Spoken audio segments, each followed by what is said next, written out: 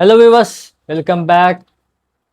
நான் ரிவ்யூ போடும்போது சரி நம்ம சும்மா ஒரு ரிவ்யூ பார்ப்போம் சொல்லி பார்த்தேன். இதில் எல்லாம் அதிகமாக வியூஸ் பார்க்கறது ரிவ்யூ தமிழ் ரிவ்யூ பிரசாந்த். எல்லாம் கேள்விப்பட்டிருப்பேன்னு நினைக்கிறேன். அவர் ரிவ்யூ பார்த்தேன். நான் அதான் அவர் தான் நல்ல வியூஸ் போகுது, நல்ல ரீச் இருக்க, நல்லா சக்கரை வச்சுக்க பார்த்தேன். பார்த்தாக்கா சரி, இவர் தமிழ் படம் விட்டுருங்க. நல்லா இந்த வீப்ஸ் ராமாயண படத்தை எப்படி நான் ரிவ்யூ போட்டிருந்தேன். சரி, அவர் என்ன சொல்லிப்பார், அவர் கருத்தை கேட்போம், நமக்கு தெரிஞ்சுப்போம், நமக்கு எக்ஸ்பீரியன்ஸாக இருக்கும்னு சொல்லி. ஏன்னா அவர் ரொம்ப சீனியர் ரிவ்யூ அப்படின்னு நினைச்சா, நம்மளோட ரிவ்யூ பண்ணல சீனியர் நினைச்சுதான் ராமாயண படத்தோட ட்ரைலரோட ரிவ்யூவை அவர் சேனலில் போட்டு பார்த்தேன். பார்த்தல என்னங்க சொல்றாரு, நான் அவர் சொன்னதுக்கு அப்புறம் திரும்ப தலையை பார்த்தேங்க. நானும் பார்த்தேன், எங்க அப்பாவுக்கு நான் போட்டு காமிச்சேன். எப்பா எனக்கு அதான் கண்ணு சரியில்லையா, இல்லை உனக்கு ஏதாவது கண் நல்லா இருக்குல்ல, உனக்கும் எங்க அண்ணன் எல்லாருக்கும் போட்டு காமிச்சேன், பார்த்துக்க போட்டு காமிச்சல. அவன் என்ன சொல்றாங்கன்னா, ஒன்றும் இருக்குது, கிராஃபிக்ஸ் நல்லா இருக்கல, அதை மட்டும் தான் கேட்டேன். அவன் என்ன சொல்றாங்க, கிராஃபிக்ஸ் தண்ணிங்க இருக்குன்னு சொல்லியிருக்கான். அப்போ நம்ம கண்ணில் பிரச்சனை கிடையாது, நம்ம கண் நல்லதா அப்போ புரிஞ்சு போச்சு. ஸோ கிராஃபிக்ஸ் தண்ணிங்க இருக்கு. அவர் ரிவ்யூ பார்க்குறேன், என்னங்க கதையில கான்செப்ட் ஏதாவது விட்டுருங்க, ட்ரெயிலர் முடிச்ச ட்ரெயிலர் விட்டுருங்க, லிட்டரல் கிராஃபிக்ஸ் பொம்மை இருக்குன்னு சொல்றாரு. நான் ஏத்துக்கவே முடியல என்னால. எப்படி கிராஃபிக்ஸ் பொம்மை இருக்கும்? நானே பார்த்தேன், நல்லா இருந்துச்சு. அந்த அந்த ஹால்ஜிம் மியூசிக் எல்லாம் வேற ரகம். ரகமும் ஹால்ஜிம் 2 லெஜெண்ட் வந்திருக்காங்க. மியூசிக் எல்லாம் பட்டைய கலப்புது. கூஸ் பம்ஸ் மியூசிக் எல்லாம் ஹால்ஜிம் அந்த அளவுக்கு மியூசிக் செதுக்கி இருக்காரு. அங்க போயிட்டு மியூசிக் நல்லா இல்லை, அது நல்லா கிராஃபிக்ஸே பொம்மையா இருக்கு. அதுலயும் ஒன்று சொல்லுவா பாருங்க, ஒன்று அதாவது இந்த மாட்டு வந்து எப்படி சொல்லுவார், என்னதான் மாட்டு வந்துட்டு கட்ட கட்ட கட்ட சத்தம் வருது, பொம்மை மாதிரி இருக்கு, கொஞ்சமாச்சு வேஸ்ட் பண்றீங்களா, எவ்வளோ காசு போட்டுக்கிறீங்களா, வேஸ்ட் பண்றீங்களா சொல்லிப்பாரு. நான் யோசிக்கிறேன், ஆமா, காட்டுல பள்ளமேடு கழமோட இருக்கும். நம்ம இந்த மாட்டு வண்டி எடுத்தோம்னா, மாட்டு வண்டி ஷாக் அப்சர் கிடையாது தெரியுமா பிரசாந்த் அவர்களே? மாட்டு வண்டியில ஷாக் அப்சர் கிடையாது. அதுவும் தாண்டி காட்டுல பள்ளமேட்டா தான் ரோடு இருக்கும். ஸோ வண்டி போகும்போது ஷாக் அப்சர் இல்லாதனால அந்த வண்டி அந்த சக்கரெல்லாம் மேலும் கீழும் மேலும் தப்பு தப்பு சத்தம் வந்துடும். இன்னொன்று, காட்டுல மாற்ற சத்தம் தான் வரும். சத்தமே ஸ்மூத்தாக போடுறது ஃபோர்டா இல்லை லம்போகினி இல்லை பெஞ்சுக்காரா, நல்லா ஜொயின் ஏதோ ஐவில் ஸ்மூத்தாக இந்த எஃப்ஒன் படம் மாதிரி ஜொயின் போகிறதுக்கு. காடுங்க, காட்டுல மாட்டு வண்டி பார்த்தா சத்தம் வரதான் செய்யும். சத்தம் வரதுக்காது மாட்டு வண்டி அப்படி வரலன்னா அப்போதான் நீங்கள் விஎஃப்எக்ஸ் டீட்டெயில் கேவலம் பண்ணி இருக்கீங்க. அவங்க சத்தத்தை முதற்கொண்டு வச்சிருக்காங்க, அப்போ அவங்க வண்டியில கூட டீட்டெயில் பண்ணிட்டு யோசிக்கணும். அதை வந்து மாற்ற வந்து கட்ட கட்ட சத்தம் சொல்லிட்டு இருக்காரு. சத்தம் சிரிப்பு தாங்க முடியல. சரி, இது கருத்தை மக்கள் ஏத்துக்கிறாங்கன்னு சொல்லி கமெண்ட்டை பார்த்தேன். இதோ உங்களுக்காக கமெண்டே படிக்கிறேன்னு. உனக்கெல்லாம் ஆதி புருஷன் சரியாக இருக்கும், அதை போய் அதை போட்டு பாரு. ஆதி புருஷ் எவ்வளோ பெரிய காவியம், தெலுங்குல எதில். நெக்ஸ்ட்டு பிரசாந்த் இன்ட்டு போட்டுட்டு பிரசாந்த் டீக்கு. செகண்ட், பெரிய இவரு எல்லாரையும் வாடா போடான்னு தான் பேசுவார். ஆமாம், நானே பார்த்தேன். டேரக்டரும் சரி, இந்த ஆதிசி படம் ரிவ்யூ இருந்துச்சு, அதுவும் சரி, ஐமேக்ஸ் கேமரா அவ்வளோ டெக்னாலஜி, அது எல்லாராலையும் எக்ஸ்பீரியன்ஸ் பண்ண முடியாது அப்பார்ட் ஃப்ரம் த கான்செப்ட். ஆனால் ஒரு சினிமாட்டோகிராஃபரு ஐமேக்ஸ் கேமரா தூக்கிட்டு அவர் கஷ்டப்பட்டு பண்ணுறாரு போது அதுக்கு நீங்கள் மரியாதை கொடுத்து சொல்ல வேணாமா? இவர் பெரிய பிளாட் லபத்தை சன்னமாக பேசிட்டு இருக்கீங்க. உங்களை தான் ஒரு வயசு அதிகமாக இருக்கும் தெரிஞ்சு.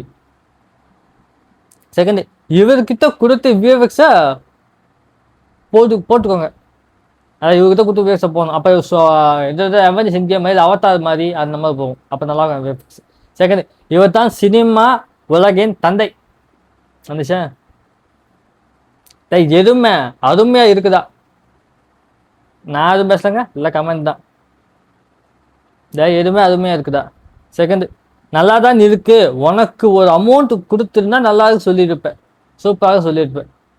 ஆமா, காசு கொடுத்துருணும்ல. உங்ககிட்ட கொடுத்து நீ அறுத்து தள்ளிடுப்ப, அறுத்து தள்ளிடுவ. ஓகே. நெகட்டிவ் ரிவ்யூல காசு வியூ அதிகம் வரும் பாண்டா.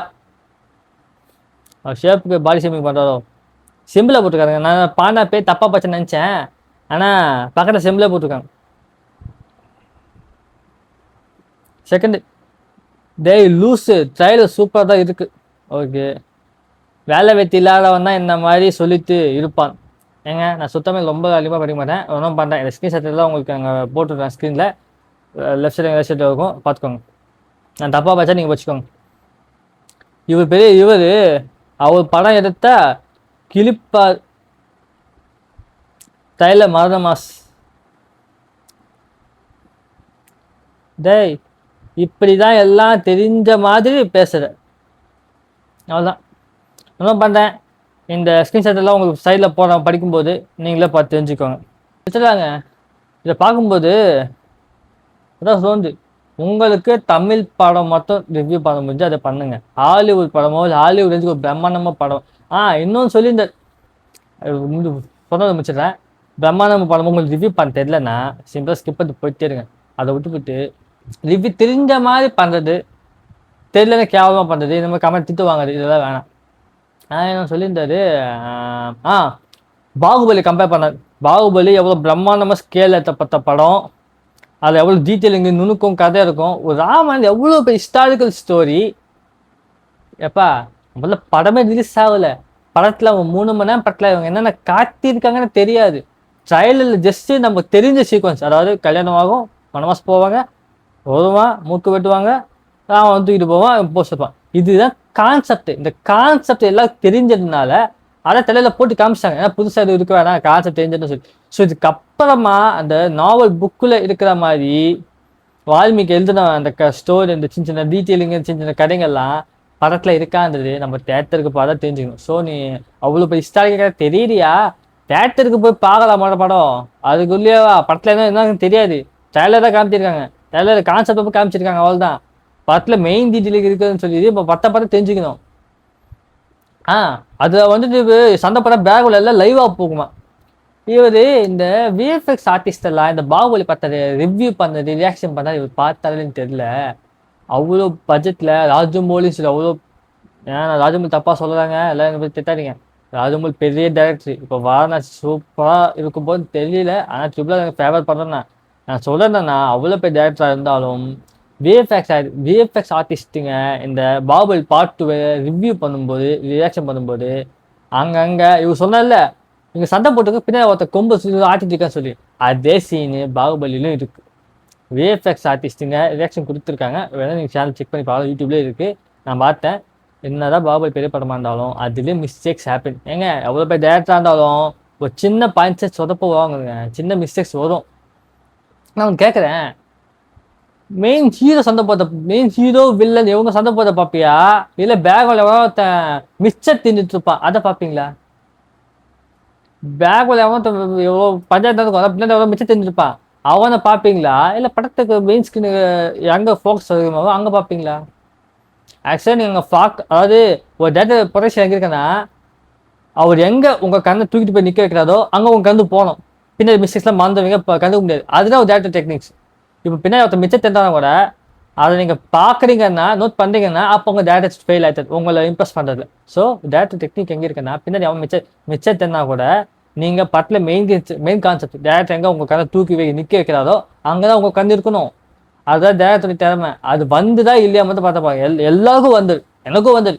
பேக்கில் என்ன பேக் ஒன்ஸ் எல்லாம் எப்படின்னு தெரியும், ஆனால் மெயின் கான்செப்டில் கண்ணெல்லாம் போச்சு, அந்த விஎஃப்எக்ஸில் கண்ணெல்லாம் போச்சு. ஸோ அந்த வகையில் டேரக்டர் ஜெயிச்சிட்டார், டேரக்டர் விஎஃப்எக்ஸ் ஆச்சு ஜெயிச்சிட்டாங்க.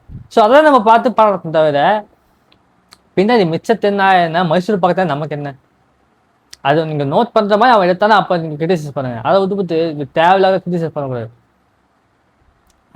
இதை வந்து ராமாயணம் கரெக்ட் சேர்ந்தது. அதுக்கப்புறம் ஆடிசிக்கும் இந்த பிராண்ட் இதுக்கும் பேசியிருப்பாரு. அதை நான் அடுத்த வீடியோ சொல்கிறேன். இது வரைக்கும் இது வீடியோ போதும்.